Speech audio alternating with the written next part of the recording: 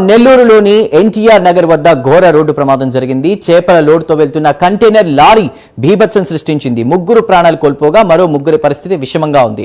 Container lorry రోడ్డుపై వెళ్తున్న mini van 3 బైక్లను చెట్టును ఢీకొట్టింది.